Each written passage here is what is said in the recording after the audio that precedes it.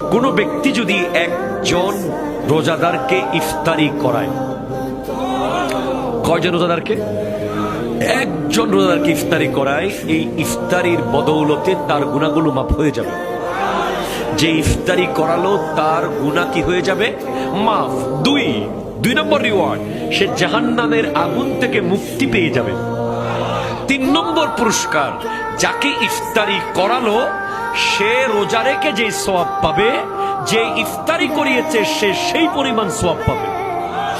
এবং সাহাবায়ে কেরাম তখন বলছেন, ইয়া রাসূলুল্লাহ, আমরা তো আমাদের কাছে তেমন বেশি খেজুর, দুধ, দামি খাবার দাবার নাই, আমরা কিভাবে কি দিয়ে ইফতারি করাই? নবীজি বলছেন, কেউ যদি 1 গ্লাস পানি দিয়েও কোনো রোজাদারকে ইফতারি করায়, সেও তার গুনাহ মাফ হয়ে যাবে, জাহান্নামের আগুন থেকে মুক্ত হয়ে যাবে এবং রোজাদার রোজা রেখে যে সওয়াব পাবে সেই সওয়াব পেয়ে যাবে।